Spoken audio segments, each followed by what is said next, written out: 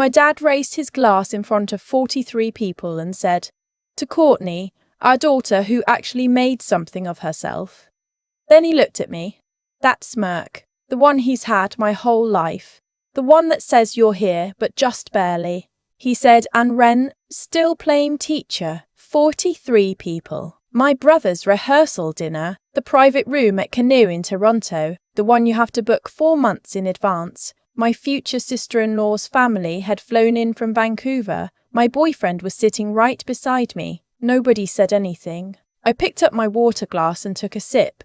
That was 6 months ago. And I keep coming back to what happened 20 minutes later, when my future sister-in-law's father stood up to introduce himself, looked across the table at my boyfriend, and said in front of everyone, voice going quiet in that way that actually makes rooms go quieter, "Wait, you're the one who built North Path?" My boyfriend said, "Yes." My dad's face did something I'd never seen it do before. I should back up. "My name is Ren. I'm 31 years old. I teach grade 4 at a public school in Mississauga, and I've been doing it for 6 years. I like my job. I'm good at it. I have 22 kids who come in every September not knowing how to write a paragraph and leave in June writing 2 pages about whatever they want.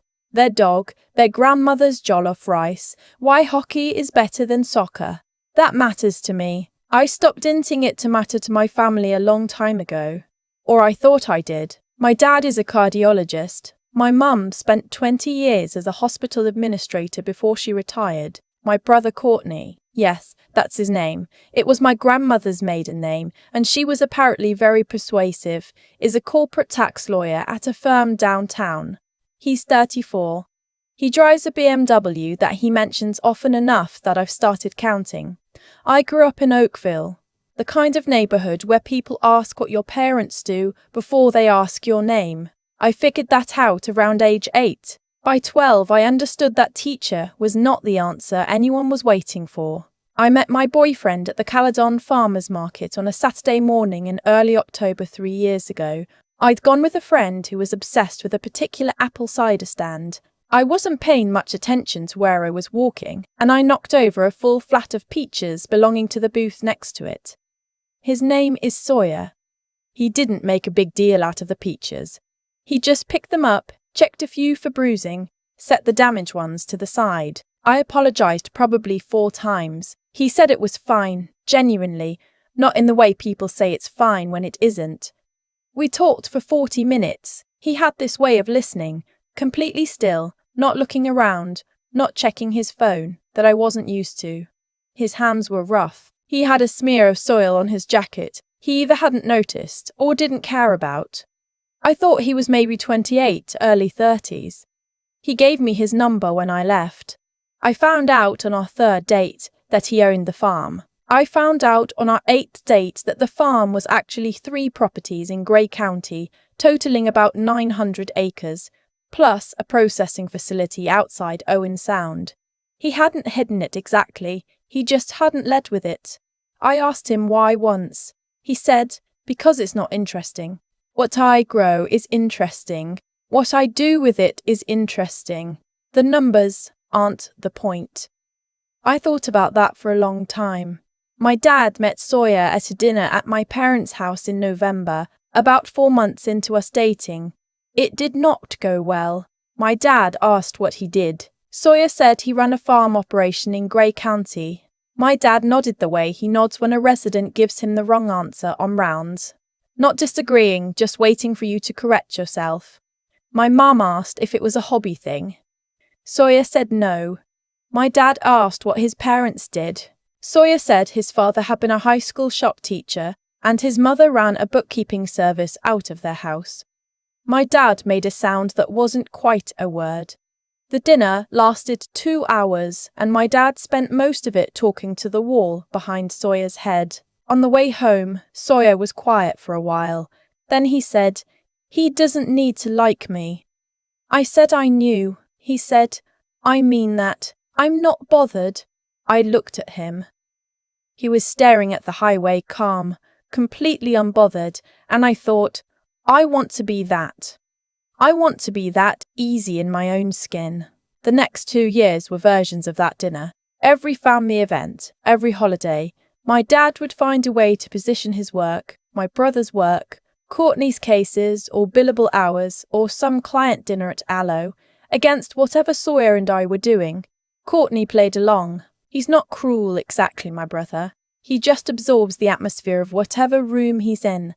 My mum was softer about it, which was almost worse. She'd say things like, "Ren, your dad just worries about your future," as if a stable job and a good man and an RRSP I'd been contributing to since I was 24 was somehow insufficient evidence that I had one. I stopped bringing things up after a while. I went to dinners, I smiled, I deflected. Sawyer came when I asked him to and didn't when I didn't. He never complained.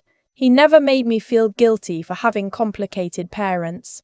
He just made Sunday morning omelettes and drove me out to the farm on long weekends and let me stand in a field in October and breathe.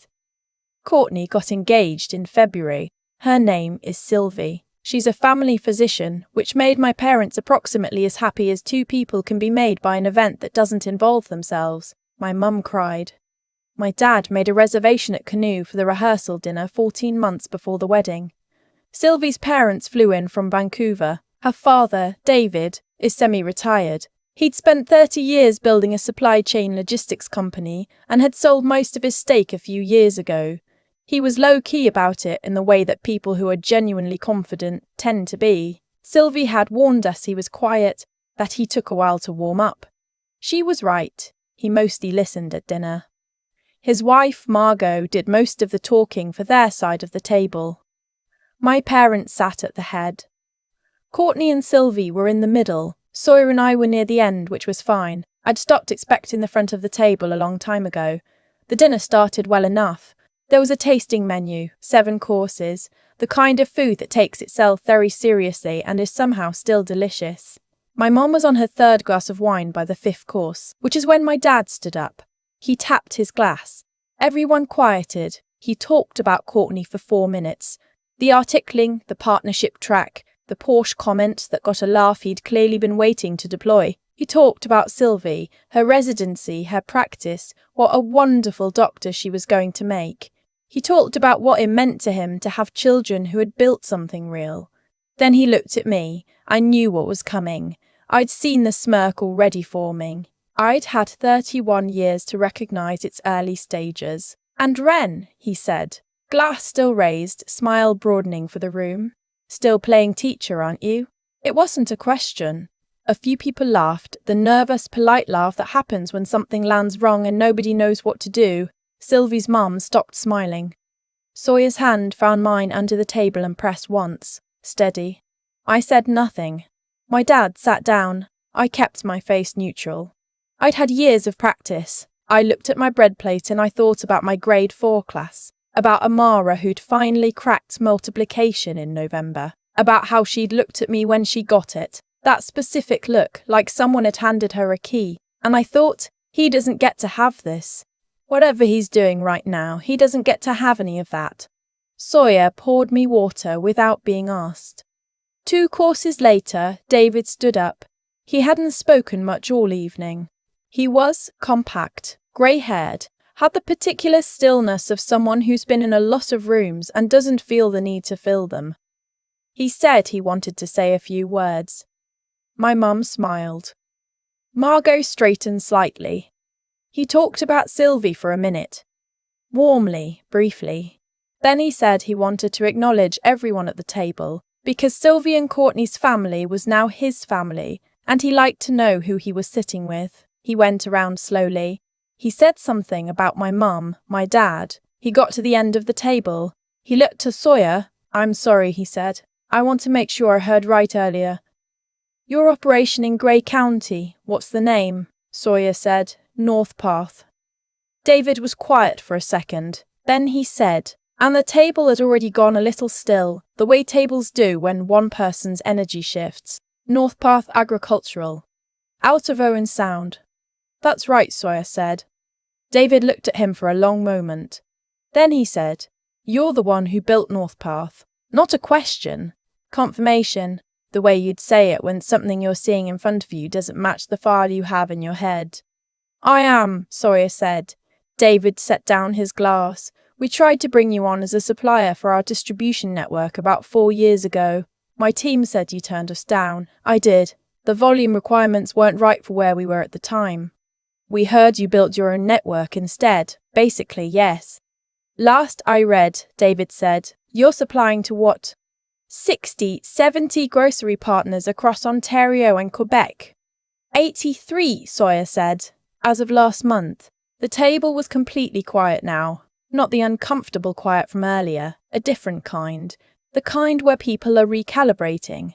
My dad had gone still in his chair.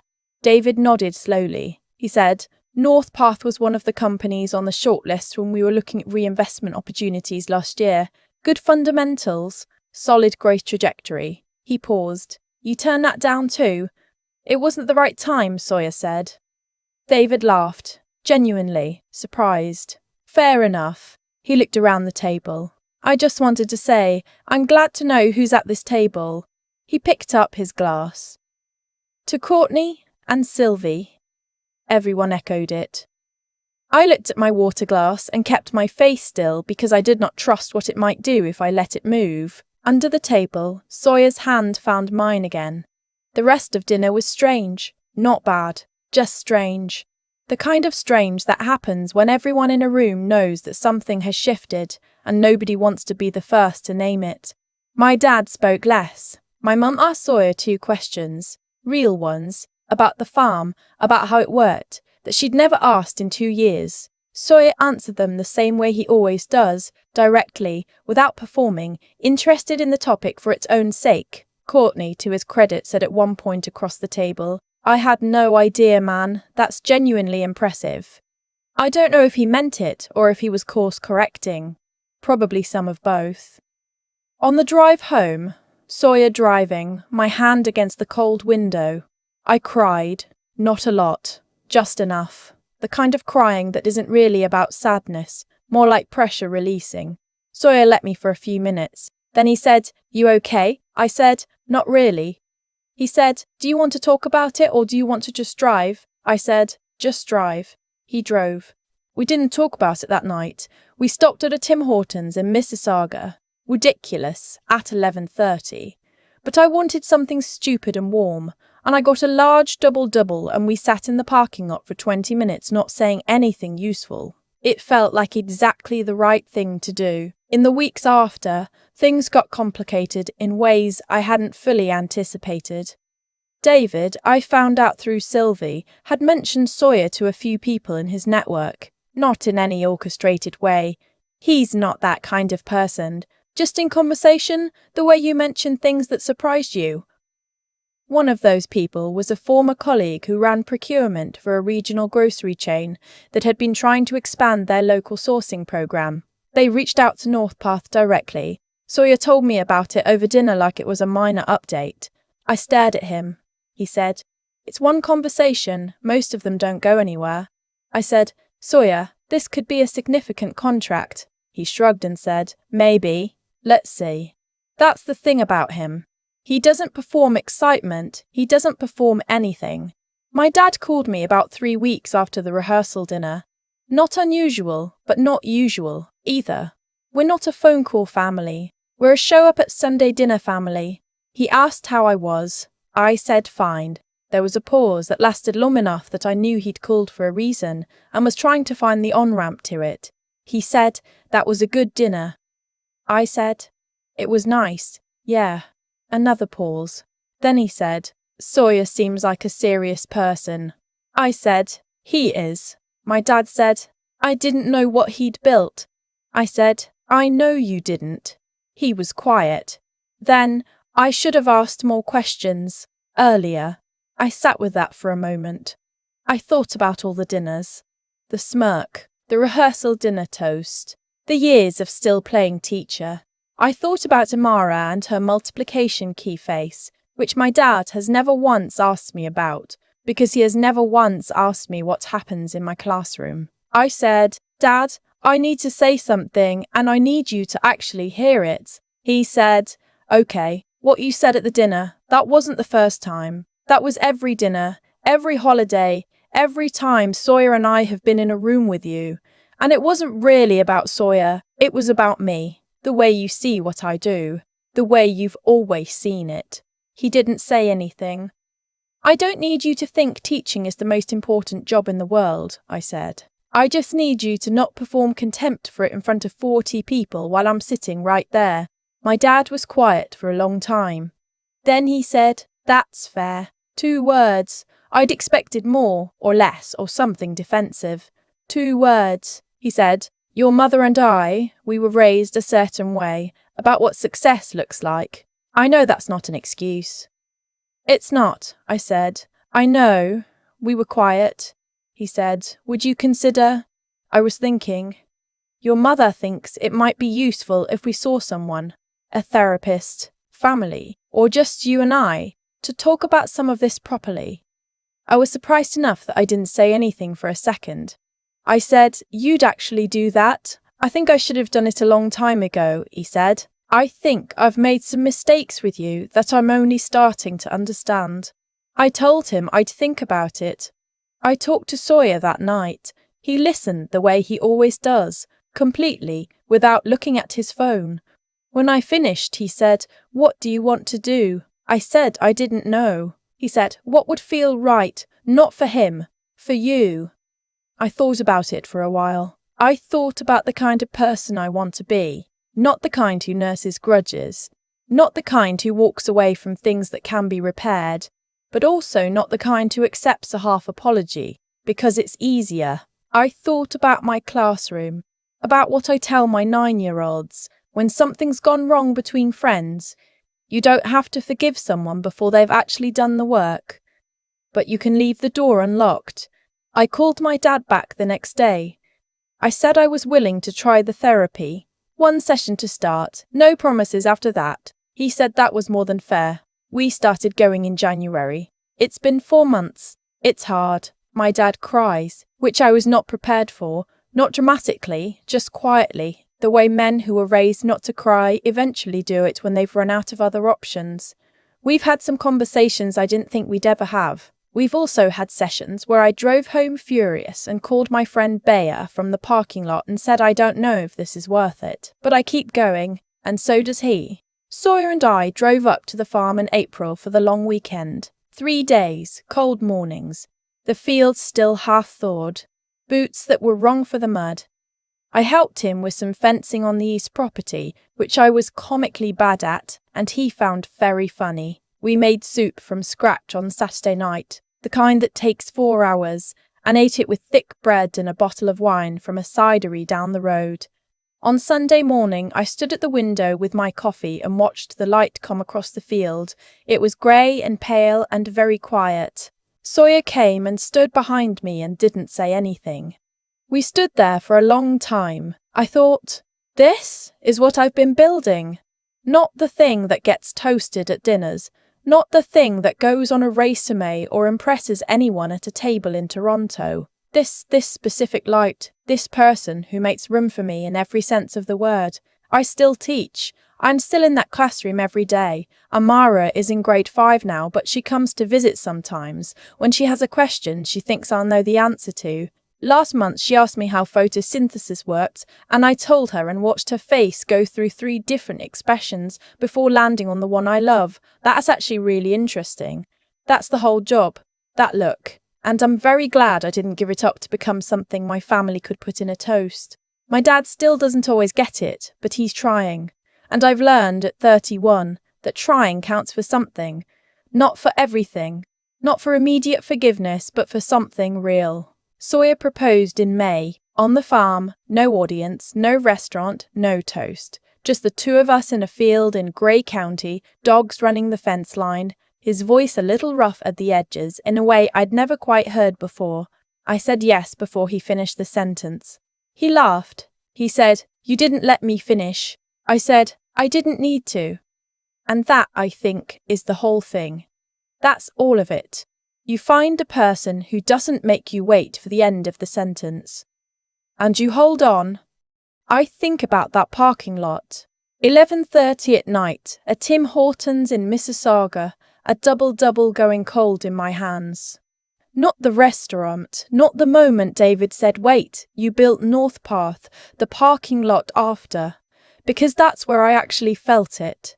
Not triumph, just something loosening. What I've come to understand is that the dinner didn't change anything that was already true.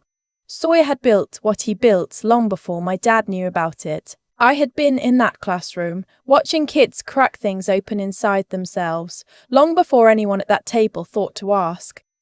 The facts of our lives didn't shift when David stood up. What shifted was who had to reckon with them. That's the thing about integrity. Living by it when it's inconvenient, when no one's watching, when the people whose approval you were raised to want are actively withholding it. Sawyer never once adjusted himself for my family's comfort. He didn't perform humility and he didn't perform success. He just kept being exactly who he was, and eventually the room had to catch up. That takes something most people don't talk about, a real, quiet kind of courage that doesn't announce itself. It doesn't need to. I used to think the hardest part of being a teacher was the marking. It's not. The hardest part is staying curious about every single kid, even on the days when you're tired and underpaid and someone in your own family is calling your life's work playing. Staying curious takes discipline. It takes the same thing Sawyer has when he talks about soil composition or supply chains. A genuine interest in what's actually there, not what you assumed would be. That kind of thinking, the kind that keeps looking past the surface, is what I try to pass on to my grade 4s. Not because it'll get them into a good university, because it's the difference between a life that fits you and a life that fits someone else's idea of you. My dad is trying. That counts. I don't say that lightly, and I don't say it to be generous. I say it because it's accurate. The man who cried in a therapist's office in January is not the same man who smirked at me across a rehearsal dinner in October, and pretending otherwise would be its own kind of dishonesty. People can change if they decide the cost of staying the same is too high. That's not a miracle. That's just what happens when someone finally has to sit with what they've done. What I know now, at 31, standing in a field in Grey County with mud on my boot and a ring on my finger, the life that looks small from the outside can be enormous from the inside. My classroom is enormous. That farm is enormous. The man who drove me home in silence and stopped at a Tim Hortons because I needed something stupid and warm, he's enormous in the ways that actually matter. You don't need a toast. You just need to be honest about what you're building and patient enough to keep building it.